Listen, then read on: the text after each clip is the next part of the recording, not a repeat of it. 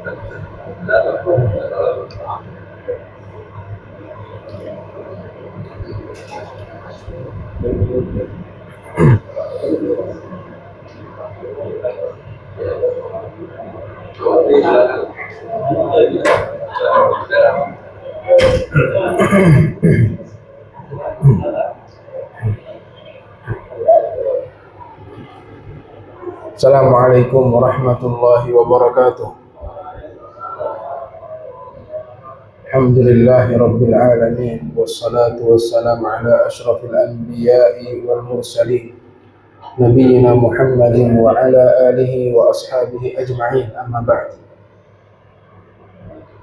Hadirin wal hadirat, semoga yang hadir di sini semuanya diberkahi oleh Allah Subhanahu wa taala, diturunkan kepada kita rahmat, menjadikan ilmu yang kita dengar ilmu yang bermanfaat dan membuahkan amal saleh insyaallah. Alhamdulillah, insyaallah pada hari ini kita akan melanjutkan kajian kita membaca buku, salah satu buku yang dikarang oleh Syekh Muhammad bin Abdul Wahhab rahimahullah, yang kita ketahui bahwa buku-buku beliau yang sampai kepada kita semuanya sangat bermanfaat sekali. Ciri khas buku beliau itu ringkas, padat dengan faidah, dan juga sedikit perkataan manusia. Lebih banyak perkataan Allah dan Rasulnya. Karena itulah agama Islam. Agama Islam bukan dari mana kecuali dari Al-Quran dan Sunnah. Ini dia, salah satu kitab yang terbaiknya ini, Al-Usul Ats-Tsalatsah. Yang mana pasti setiap orang yang mengajak kepada kebaikan, di dalam kitab ini Syekh mengajak manusia kembali kepada kemurnian agama, yang sempat di suatu zaman sudah mulai banyak orang-orang yang menyimpang. Makanya beliau menulis buku ini, 3 pondasi. Di dalam buku ini membantah orang-orang yang terjatuh ke dalam dosa kesyirikan. Dia beritahu, ini tidak boleh. Bukan menvonis orang yang melakukan ini dia telah musyrik, bukan. Itu bukan tujuan ditulisnya buku ini, bukan untuk menvonis, tapi untuk belajar biar bisa menjauhi dosa-dosa besar di dalam Islam. Beliau datang ingin memperbaharui Islam. Orang yang membaca buku beliau bukan berarti fanatik dengan beliau, bukan. Hanya memang karya tulisnya sangat baik sekali untuk dipelajari. Beliau terkenal sebagai imam di dalam akidah. Sebagaimana kita mengenal para imam di dalam fikih seperti imam, 4 imam. Imam siapa? Imam Abu Hanifah pertama, setelah itu Imam Malik, Imam Syafi'i, Imam Ahmad bin Hanbal, dan juga dalam pelajaran ilmu nahwu Imam Sibawayh, ilmu hadis Ibnu Hajar Al-Asqalani, imam beliau, dan akidah beliau termasuk imam, yang menulis ilmu-ilmu tentang akidah. Ketika orang menulis ilmu tentang akidah dan banyak yang terbantahkan dengan tulisan beliau, pasti beliau akan banyak dimusuhi oleh orang, pasti. Jangankan beliau, orang yang paling sempurna di atas muka bumi ini siapa? Rasulullah Shallallahu Alaihi Wasallam. Paling sempurna, paling baik, paling tinggi akhlaknya, paling lemah lembut. Musuhnya banyak gak? Banyak. Yang ngehina banyak gak? Banyak. Ini manusia terbaik yang paling ikhlas mengajak orang menjauhi kesyirikan kepada tauhid. Ya, berdakwahnya kepada orang-orang musyrikin, paling ikhlas manusia, paling baik. Bahkan dikatakan sebelum berdakwah, julukan Rasulullah SAW, Shodiqul Amin, orang paling jujur yang paling amanah. Ketika membawakan dakwah tauhid, apa yang terjadi? Mayoritas orang-orang musyrikin berbalik, yang tadinya memuji menghina langsung. Dikatakan majnun, orang gila, dikatakan sahir, penyihir, dikatakan kahin, dukun. Kapan ini disematkan kepada Rasulullah SAW? Kapan? Ketika berdakwah tauhid ini. Banyak yang benci. Itu beliau sallallahu alaihi wasallam. Apalagi setelahnya, orang yang berusaha mengajak bertauhid, banyak musuhnya. Salah satunya Syekh ini, Syekh Muhammad bin Abdul Wahab. Tuduhan kepada beliau sangat banyak sekali. Tuduhan tanpa bukti. Ketika ditanya buktinya mana, nggak bisa mendatangkan bukti. Bukti yang ada kepada kita, tulisan-tulisan beliau ini, buku-bukunya banyak, tinggal dibaca bukunya. Ya. Mana mengajak kepada kesesatan. Mana katanya Syekh suka mengkafirkan orang. Tinggal dibaca bukunya. Bukunya banyak bukti-bukti. Nggak ada. Sisanya hanya tuduhan-tuduhan saja. Ya. Kemudian disematkan dari namanya Syekh Muhammad bin Abdul Wahab untuk nakut-nakutin orang. Yang mengikuti beliau dibilang Wahabi. Nah, dibikin takut orang. Ya. Kalau dilihat orang yang mendudukin, tanya buktinya mana? Ya, Syekh mengkafirkan orang. Ya. Syekh ini berkata melarang orang bersolawat. Nggak ada yang melarang. Kita harus cinta Nabi, kita harus bersolawat, dan diajarkan oleh Syekh. Itu tuduhan biar orang jauh, biar orang nggak mau terima buku-bukunya. Ya. Karena banyak yang dibantah oleh Syekh dari ritual-ritual kesyirikan, ritual-ritual bid'ah, ritual-ritual khurafat, makanya banyak yang membenci. Jadi kita sebagai kaum muslimin, hadirin wal hadirat, ini sebagai nasihat. Sekarang kita mudah melihat karya-karya seseorang. Kita bisa melihat orang ini benar atau tidak dari karyanya. Kita ngelihat, jangan mau terdoktrin. Orang bilang ini gak benar, padahal benar, ikut-ikutan. Kita bisa belajar, lihat karyanya. Dan tuduhan-tuduhannya sangat banyak. Kalau kita mau lihat yang jelas saja buktinya, ketika dikatakan yang paling banyak dikatakan, orang yang mengikuti Syekh Muhammad bin Abdul Wahab sukanya mengkafirkan, kalau setelah mengkafirkan itu membunuh. Murtad harus dibunuh. Sekarang gembong Wahabi itu di mana adanya? Di mana adanya? Arab Saudi. Semua syekhnya menjadikan Syekh Muhammad bin Abdul Wahab ini pahlawan. Seperti kita menjadikan pahlawan Tuanku Imam Bonjol, pahlawan kita di Arab Saudi. Syekh Muhammad bin Abdul Wahab pahlawan yang menyatukan Arab Saudi, beliau. Hampir semua ulamanya membaca buku beliau. Ya. Rajanya juga. Bagaimana bermuamalah kepada kaum muslimin? Bagaimana? Ya. Apakah kejam atau menerima, berbuat baik kepada negeri-negeri kaum muslim? Indonesia, betapa banyak mahasiswa diterima gratis belajar, ribuan, ratusan ribu bahkan, gratis nol. Biayanya semua full. Ketika pulang nggak minta apa-apa, yang penting dakwah kepada Allah. Nggak ada negara yang seperti negara Arab Saudi untuk membela Islam, nggak ada. Nggak ada negara yang seperti negara Saudi. Ada yang membantu, tapi yang paling pertama adalah negara Haramain, Mekah dan Madinah. Kita harus akui. Ya. Jangan mau terbawa tuduhan-tuduhan yang tidak benar. Ya. Dari orang-orang yang mungkin membenci dakwah ini. Kita harus cari tahu kebenarannya. Ya, itu salah satu nasihat yang perlu saya sampaikan, karena banyak sekali sekarang orang-orang yang mulai nuduh sana sini tanpa bukti. membawa orang jauh dari dakwah tauhid ini. Ya, ini salah satu kitab yang terbaik yang kita baca, yang dimiliki Syekh Muhammad bin Abdul Wahab. Sekarang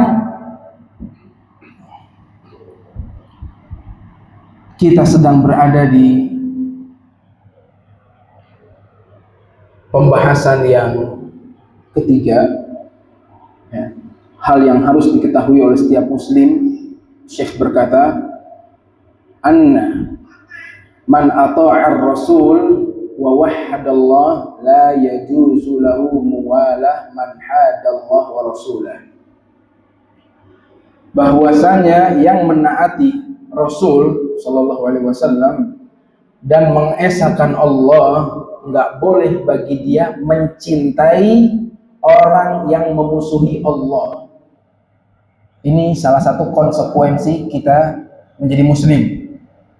Kita nggak boleh mencintai orang yang membenci Allah dan Rasul, nggak boleh. Ya, ingat, yang nggak boleh ngapain? Mencintai, nggak boleh. Nggak boleh kita cinta kepada orang non muslim, nggak boleh cinta. Ya. Tapi kalau kayak berbuat baik kepada dia, mau ngasih hadiah, boleh nggak? Boleh. Bukan berarti galak setiap ketemu, nggak. Ya. Kita nggak boleh cinta sama dia, nggak boleh.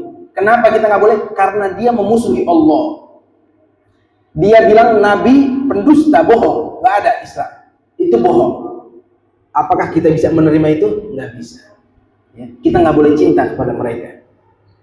Ya. Dalilnya Allah tegaskan di dalam surah Al-Mujadilah ayat terakhir.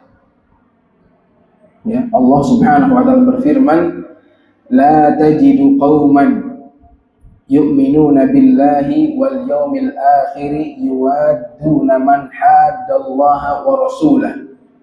Kalian tidak akan menemui kaum yang beriman kepada Allah dan hari akhir tapi mencintai orang yang memusuhi Allah dan Rasulnya. Nggak akan ketemu. Ini di ayat ini Allah mengkhabarkan, dan kabar ini lebih tegas daripada sekedar larangan.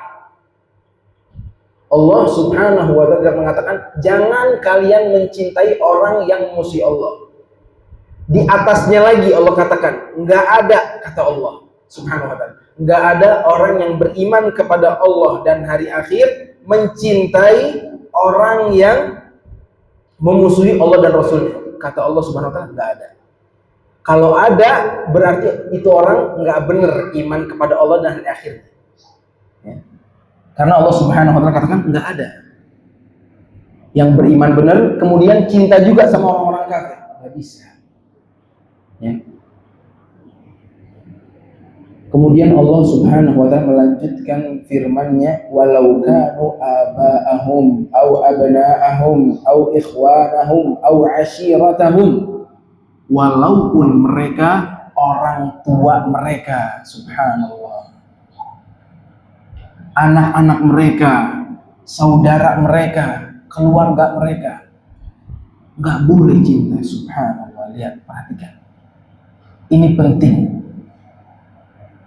Konsekuensi kita menjadi muslim, kita harus menjadikan cinta kepada Allah dan Rasulnya melebihi cinta kita kepada seluruh makhluk, semuanya.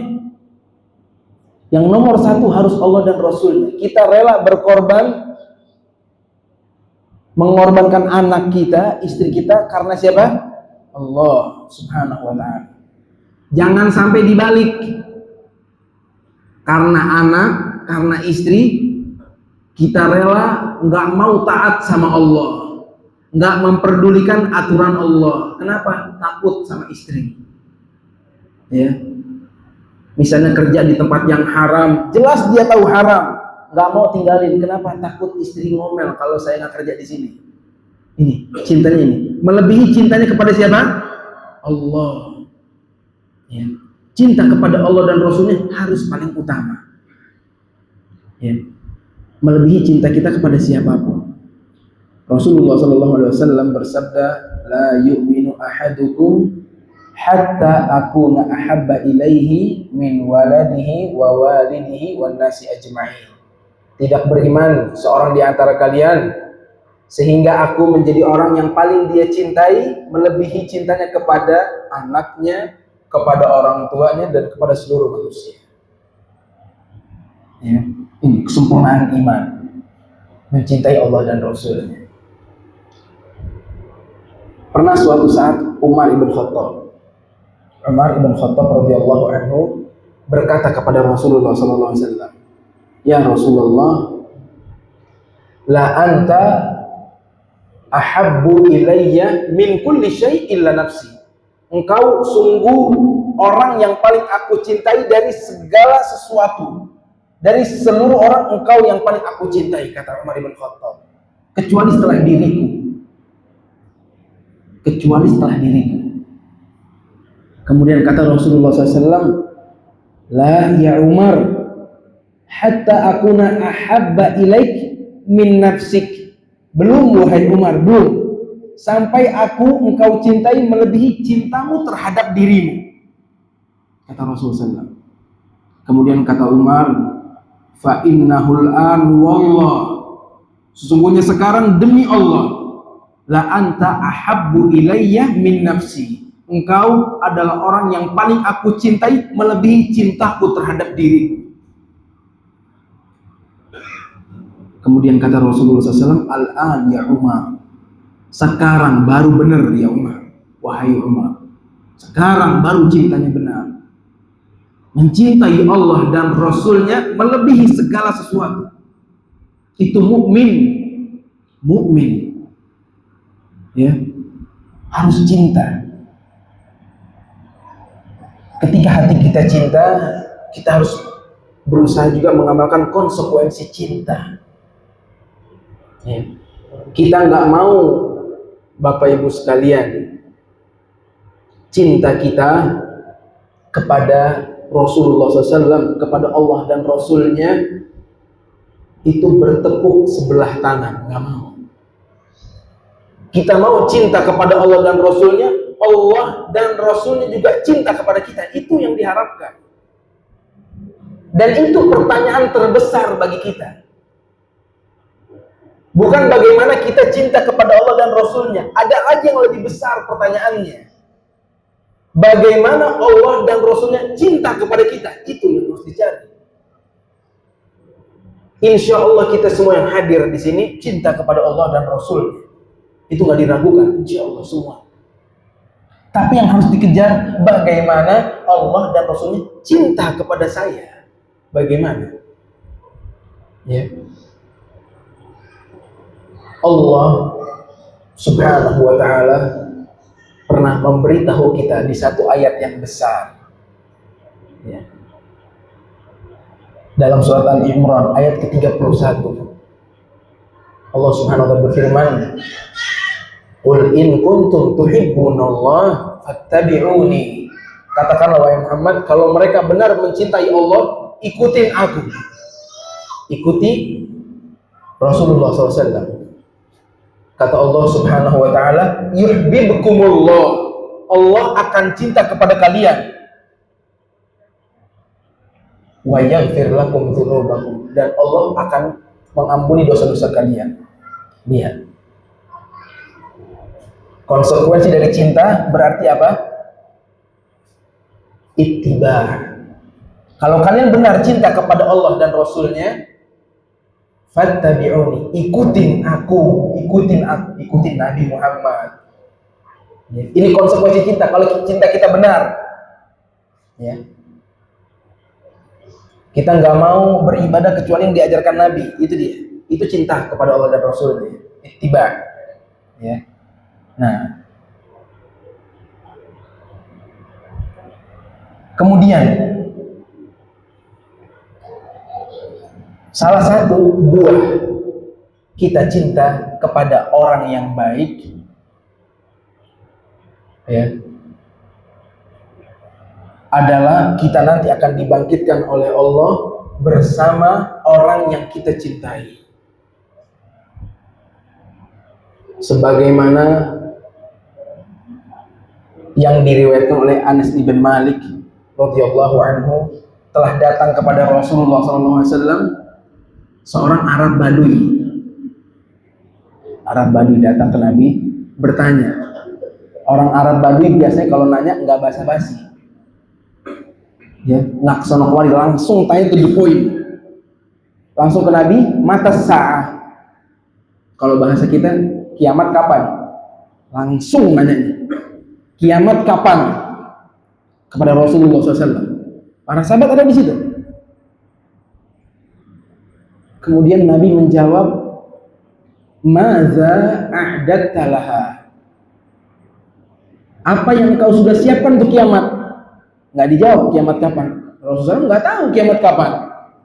Ya, dibalikin nanya, apa yang kau sudah siapkan untuk nanti bertemu hari kiamat? Lah, ghairu anni uhibbullaha wa rasulah.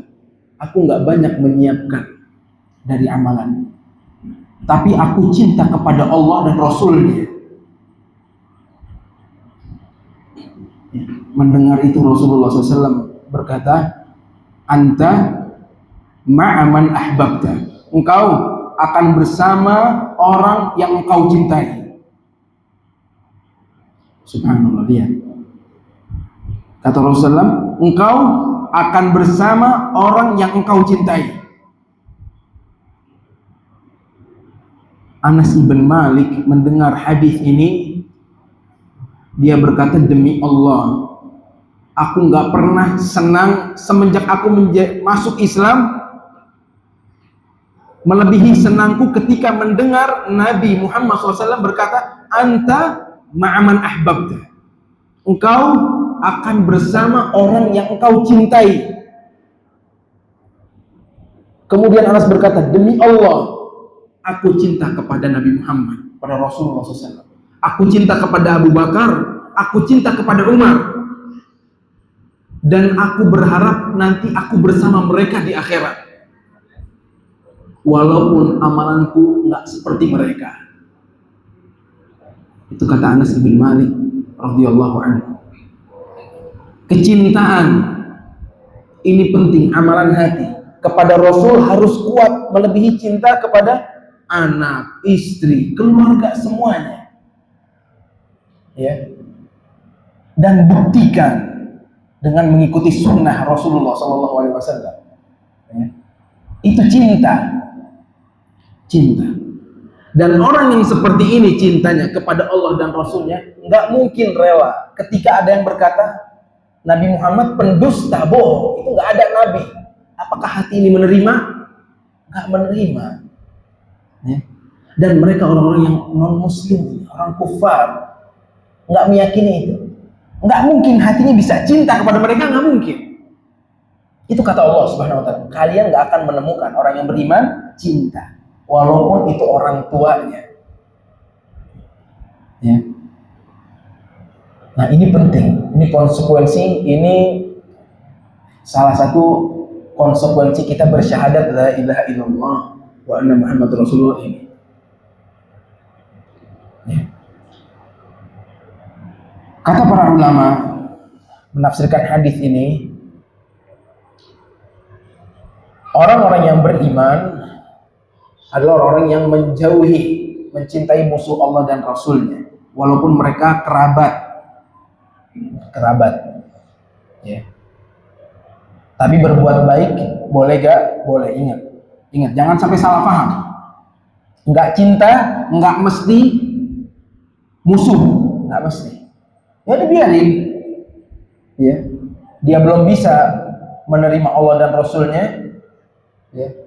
Nggak mesti kita langsung halal jailin dia, ya, pukul dia, hina dia, nggak boleh, haram. Ya, mentang-mentang orang kafir minjem duit nggak bayar. Kenapa? Kafir, musuh Allah dia. Saya nggak bayar utang. Boleh nggak? Nggak boleh. Bermuamalah harus sama kepada setiap manusia. Rasulullah SAW pernah berhutang, minjem duit sama orang Yahudi. Ya, ketika butuh pernah minjem duit, tapi digadaikan baju perangnya. Nggak seenaknya aja diambil, enggak. Tetap muamalah harus dijunjung tinggi, nggak boleh. Bahkan orang yang membunuh orang kafir yang sudah memiliki keamanan seperti orang kafir gak ada di Indonesia, non muslim semua, ya, mereka sudah ada perjanjian aman di sini, ya. Membunuh, kata Rasulullah SAW, man qatala mu'ahadan lam yarih raihatal jannah. Barang siapa yang membunuh orang kafir yang sudah memiliki perjanjian, dia nggak akan cium bau surga. Nggak boleh. Ya.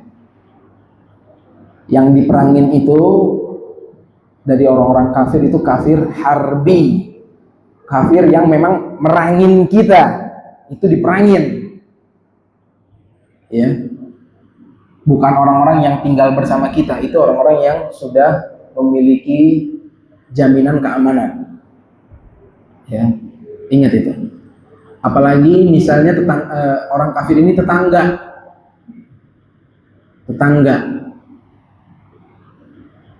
kita harus berbuat baik ke dia, tetangga. Dia punya hak tetangga namanya. Tetangga itu punya hak walaupun dia kafir. Kita harus berbuat baik ke dia. Ya. Tetangga, nggak boleh ganggu dia. Ya. Bermuamalah tetap sama. Kemudian juga kita nggak boleh meniru-niru mereka di keadaan yang kita melihat ini adalah kekhususan mereka. Ya. Kekhususan mereka. Kalau dia melakukan perbuatan itu, kita tahu, oh ini orang kafir. Ya. Dia merayakan hari besarnya di hari tersebut, oh ya ini orang muslim. Itu hari khusus mereka. Kita nggak boleh ikut-ikutan, nggak boleh. Beda sama hal yang umum, misalnya hal yang umum tapi digunakan oleh orang kafir, kita masih boleh pakai juga. Pakaian misalnya, pakaian dibuat oleh orang kafir, pakaian celana jeans misalnya, ya boleh, masih nggak apa-apa pakai celana jeans, bukan ikut orang kafir itu, ya, walaupun buatan mereka. Yang nggak boleh nih pakai topi sinterklas. Nah ini nggak ada orang yang pakai kecuali non muslim, tapi sekarang udah terlalu toleransinya kebablasan orang-orang muslim. Itu baju kekhususan mereka, nggak boleh ditiru. Nggak boleh. Subhanallah. Ya. Harusnya kita bangga dengan muslim, jangan ikut-ikutan hal-hal yang menjadikan kekhususan mereka, nggak boleh. Kita nggak boleh cinta dan nggak boleh menyerupai mereka, nggak boleh. Ya. Ada baju-baju khas orang-orang Nasrani, nggak boleh dipakai. Ada baju-baju khas orangnya Yahudi, nggak boleh dipakai. Ya, khas. Ada hari-hari kebesaran mereka, kita nggak boleh ikut merayakan, nggak boleh dalam Islam. Ya, itu konsekuensi.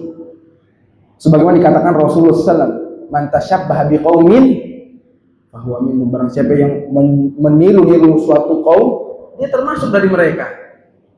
Ya, jangan. Kita harusnya bangga. Ya. Mereka bangga dengan agamanya, kita juga bangga, jangan ikut-ikutan. Itu termasuk konsekuensi yang harus kita pahami.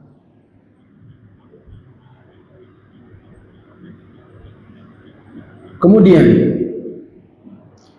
Syekh melanjutkan lagi pembahasan. Ya. Beliau berkata, "I'lam, ketahuilah, arsyadakallah li ta'atihi." Semoga Allah menuntun engkau agar engkau berada di atas ketaatannya. Ini doa dari syekhnya. Ini menandakan betapa lembutnya beliau. Jarang penulis melakukan seperti ini, jarang. Mendoakan orang yang baca secara langsung. Yang pertama, i'lam rahimakallah. Ya. I'lam arsyadakallah. Banyak doa-doanya untuk para pembaca. Ini faedah besar. kelembutan hati para guru kepada orang-orang yang membaca bukunya. Kemudian beliau berkata, annal hanifiyah millata Ibrahim. Sungguhnya Hanif, agamanya Nabi Ibrahim, an ta'budallaha wahdah mukhlishan lahuddin. Kau beribadah kepada Allah semata, ikhlas di atas agama. Wa bidzalika amarallahu jami'an nas. Dan Allah memerintahkan itu kepada seluruh manusia. Wa khalaqahum laha, dan Allah menciptakan untuk itu. Allah menciptakan kita untuk beribadah hanya kepada Allah, untuk itu. Kama qala ta'ala, wa ma khalaqtul jinna wal insa illa liya'budun. Sebagaimana Allah katakan, tidaklah aku menciptakan jin dan manusia kecuali untuk beribadah. Ya'budun, liya'budun. Nun di sini nunnya biasa nun. Kalau ada wawu jamaah, itu nunnya berharokat apa? Nun biasanya kalau ada wawu jamaah, ya'budun, yasjudun, harokatnya apa? Fathah, betul kan? Ya'buduna. Tapi kalau ayat ini harokatnya apa? Harokatnya kasroh. Wa ma khalaqtul jinna wal insa illa liya'buduni. Nggak ada huruf ya-nya aja, dihapus huruf ya-nya. Maksudnya Allah berfirman di ayat ini, aku tidak menciptakan jin dan manusia kecuali untuk beribadah kepadaku. Ni artinya kepadaku, hanya kepadaku, bukan nak. Ya, ya'buduni. Ya-nya dihilangkan kan. Ya, kita diciptakan untuk bertauhid, beribadah hanya kepada Allah. Itu yang Allah perintahkan kepada Nabi Ibrahim. Ya, Nabi yang terkenal tauhidnya kuat, yang diperintahkan Nabi Muhammad ikutin Nabi siapa? Nabi Ibrahim. Berkali-kali Allah dalam Al-Quran memerintahkan Nabi Muhammad ikutin Nabi Ibrahim. Berkali-kali, bayangkan. Padahal yang paling mulia dari seluruh manusia, Nabi siapa? Nabi Muhammad SAW yang paling mulia. Tapi ini suri tauladan bagi Rasulullah SAW. Allah katakan, fattabi' millata Ibrahim hanifah. Ikutin agamanya Nabi Ibrahim yang hanif. Yang hanif. Ya. Kemudian di dalam surat Al-Mumtahanah, jika Allah katakan qad kanat lakum uswatun hasanah fi Ibrahim walladzina ma'ah idh qalu liqaumihim inna bura'a'u minkum wa mimma ta'buduna min dunillah kafarna bikum wa bada bainana wa bainakumul adawatu wal baghdha.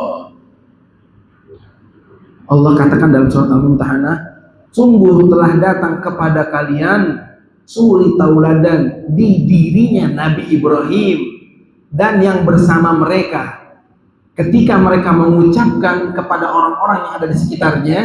Nabi Ibrahim, mayoritas yang hidup di zaman Nabi Ibrahim itu musyrikun, orang-orang berbuat syirik.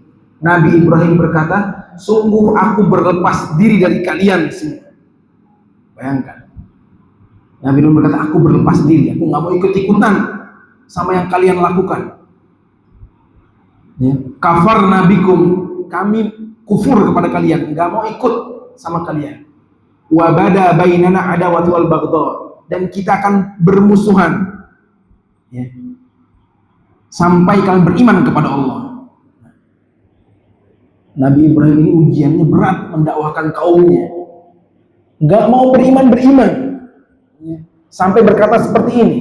Bahkan kepada ayahnya juga berkata seperti ini, aku berlepas diri daripada engkau. Allah katakan, wa idh qala Ibrahimu li abihi wa qaumihi inni bara'un mimma ta'budun. Ingatlah ketika Nabi Ibrahim berkata kepada ayahnya, bapaknya dan kaumnya, aku udah nggak, bahasa kita udah nggak sanggup sama kalian, udah saya berlepas diri dari apa yang kalian sembah. Nah ini keimanan. Allah suruh ikutin Nabi Ibrahim. Konsekuensi kita beriman, kita juga harus berlepas diri dari orang-orang musyrikin, nggak ikut-ikutan, apalagi ikut-ikutan di hari raya mereka. Mereka mengatakan ada anaknya Tuhan, orang Muslim ikut-ikutan. Subhanallah. Padahal dia sering baca surat Al-Ikhlas, Qul huwallahu ahad, Allahus samad, lam yalid wa lam yulad.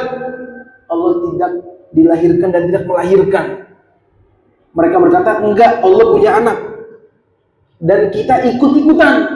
Subhanallah. Ya. Kita harus berlepas diri secara sempurna sama mereka. Nggak bisa. Nggak bisa bersama mereka, nggak boleh. Ya. Apalagi urusan agama. Ini Allah katakan, Nabi Muhammad sering berkali-kali dalam Al-Quran, Allah perintahkan ikutin Nabi Ibrahim. Ini suri tauladan untuk engkau, Nabi Ibrahim alaihissalam. Bertauhid. Ya.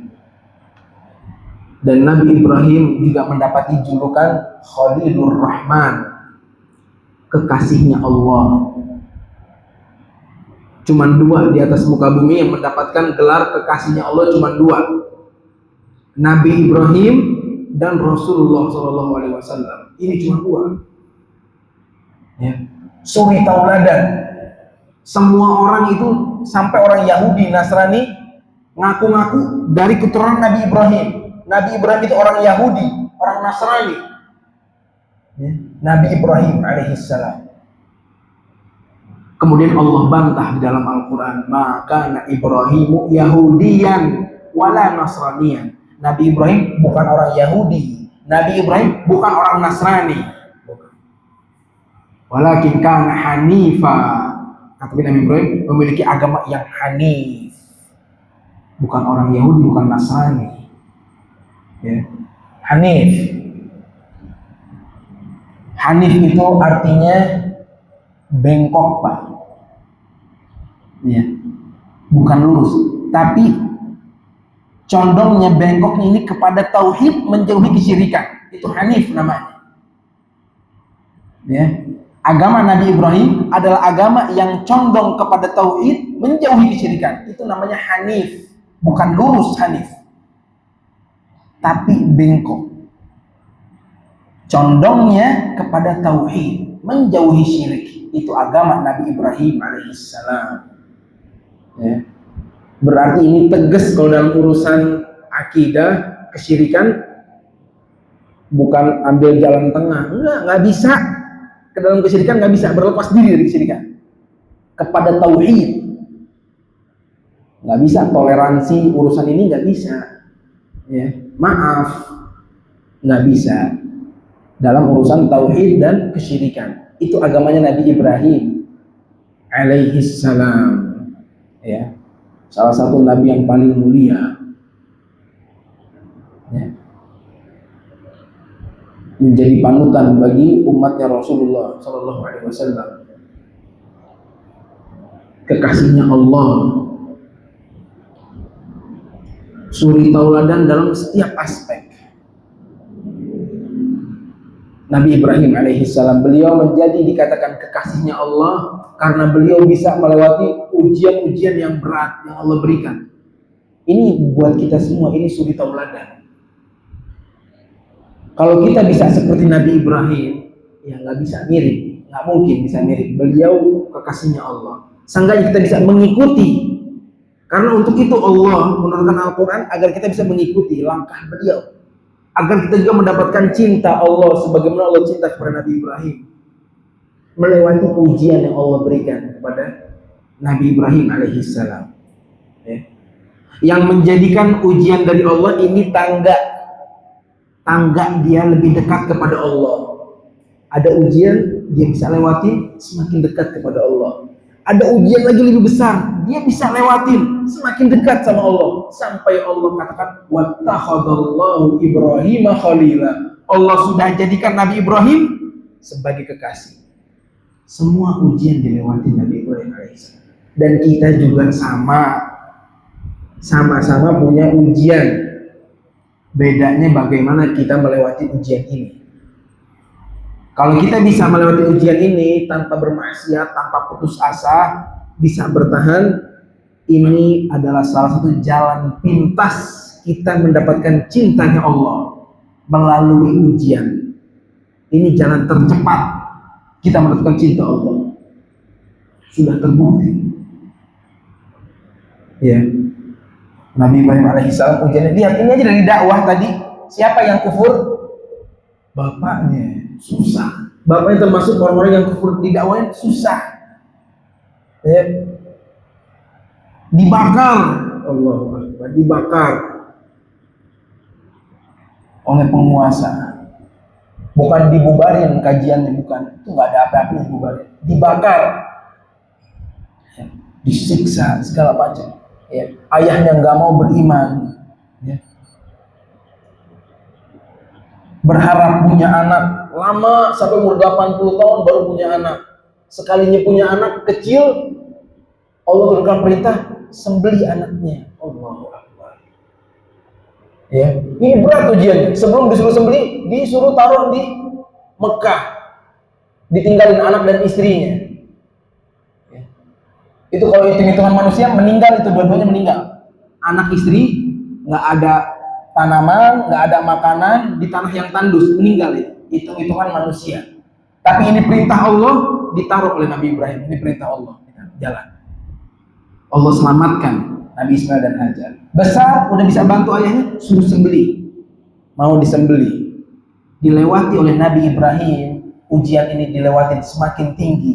Ujian ini dilewati semakin tinggi sampai menjadi kekasihnya Allah. Ini suri tauladan bagi Nabi Muhammad dan juga bagi kita, Nabi Ibrahim alaihissalam.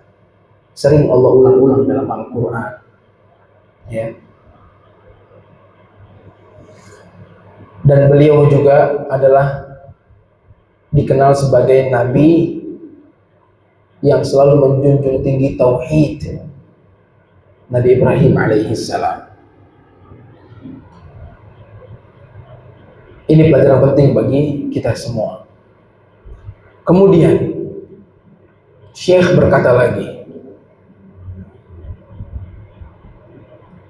wa a'zamu ma amara Allah bihi tauhid. Selalu diulang-ulang. Allah memerintahkan orang-orang ikuti Nabi Ibrahim dan yang paling besar adalah tauhid, yaitu mengesahkan Allah dalam ibadah. Tauhid itu dari kata wahada yuwahidu. Ya. Wahada yuwahidu, wahid artinya apa? Satu, menjadikan satu aja kalau ibadah. Itu tauhid. Wa'a'zamu ma naha anhu asyirki. Dan yang paling besar larangan dari seluruh larangan itu adalah kesyirikan. Perintah terbesar tauhid, larangan terbesar kesyirikan. Ya. Sebagaimana firman Allah dalam surat An-Nisa ayat ke-36, wa'budullaha wa la tusyriku bihi syai'an. Sembahlah Allah, jangan kalian berbuat syirik dengan apapun, dengan siapapun. Ya, nggak boleh. Kemudian, fa idza qila laka mal usulul tsalatsah. Jika kalian ditanya, kata Syekh, apa itu usul tsalatsah? Ini buku kita nih. Buku kita namanya Usul Tsalatsah. Apa itu Usul Tsalatsah? Apa itu pondasi tiga itu apa? Fakul, katakanlah, ma'rifatul abdi rabbah. Yang pertama, tiga pondasi ini, cara hamba mengetahui Rabb-nya yang menciptakannya. Ini di buku ini pelajarin. Di buku lain banyak, tapi ini pembahasan intinya itu. Yang pertama, seorang hamba bagaimana mengetahui Rabb-nya yang ciptain dia, yang memberikan dia rizki. Wadinah, dan mengetahui agamanya. Wa nabiyyah, dan nabinya Muhammadan sallallahu alaihi wasallam. Itu usul tsalatsah. Ya.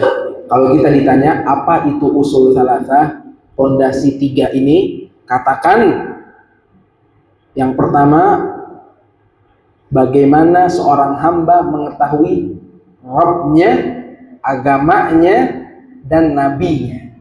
Di sini dijelaskan. Ya. Jadi dari awal pertemuan sampai sekarang itu baru muqaddimah. Baru selesai muqaddimahnya. Ya. Kita masuk baru ke pembahasan yang pertama. Kata Syekh, al-aslul awwal, pondasi pertama. Kita 3 pertemuan berarti baru bahas muqaddimah. Ini baru masuk ke inti pembahasan. Ya. Mudah-mudahan Allah buat kita sabar ya Bapak-bapak, buat kita sabar untuk bisa mendengarkan pelajaran ini dengan baik, menjadi ilmu yang bermanfaat buat kita. Ya, karena belajar itu pasti butuh sabar. Ya. Mudah-mudahan yang kita dengar manfaat. Nah, ini pembahasan baru. Ini masuk waktu Isya belum? Belum ya? 1 menit. Nah, itu masuk Isya dulu deh. Masuk Isya dulu sebentar. Baik.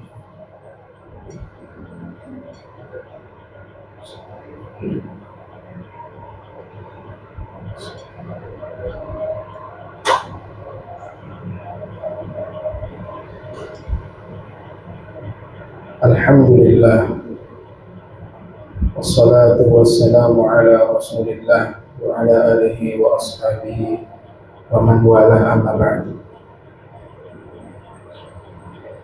Sebelum saya melanjutkan membaca paragraf, apakah dari penjelasan saya ada yang mau bertanya tadi? Ada yang ingin bertanya tentang yang saya sampaikan? Kalau nggak ada yang mau bertanya, saya akan lanjutkan.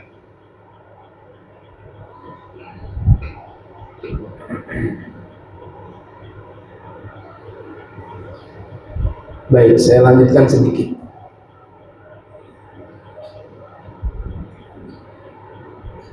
Syekh Muhammad bin Abdul Wahhab rahimahullah memulai dengan pertanyaan di awal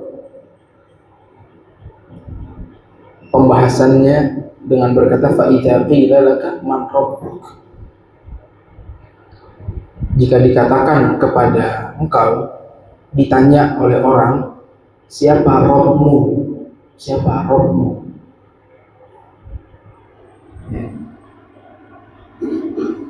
Faqul, katakanlah, Rabbi Allah.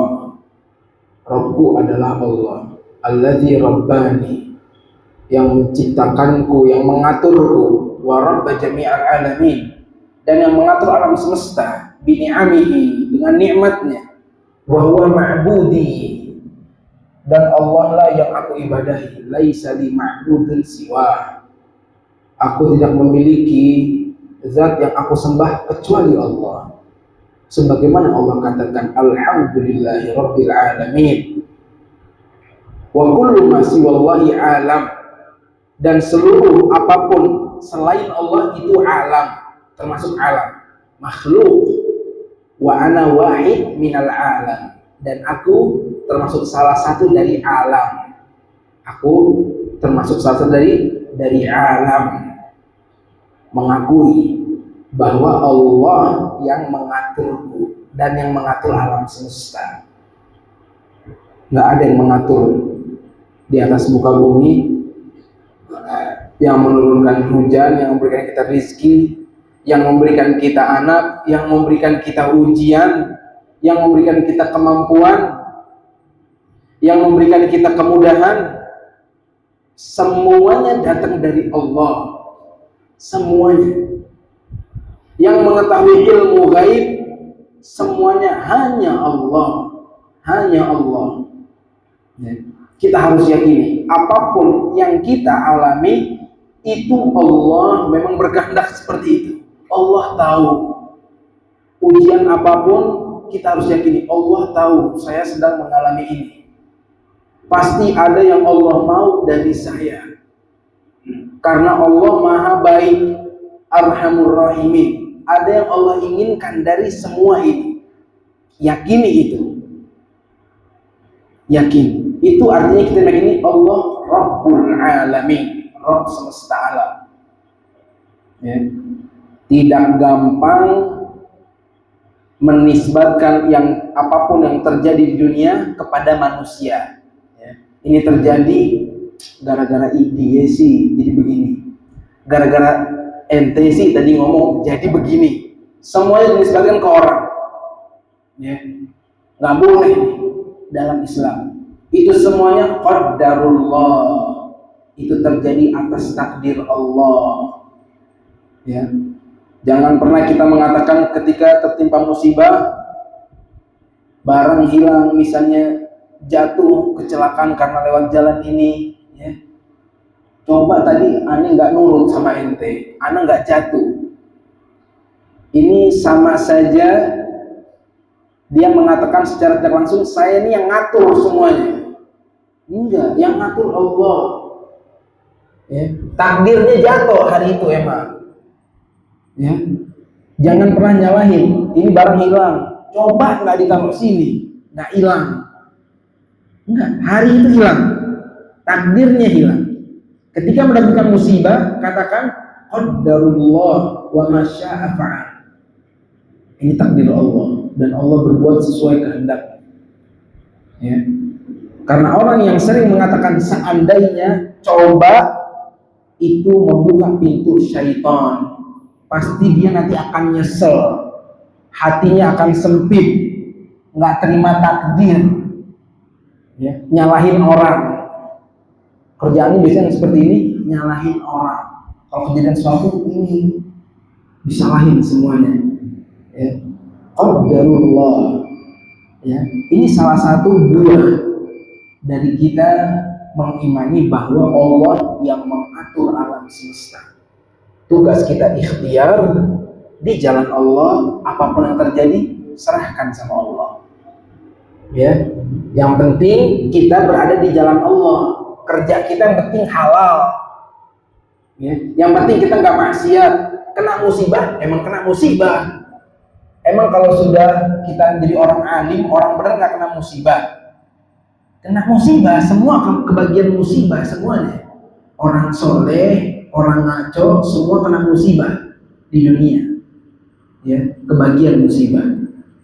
Ketika kena musibah, qadarullah, ini Allah yang mau, takdir Allah. Ya, sabar, jalani itu ujian.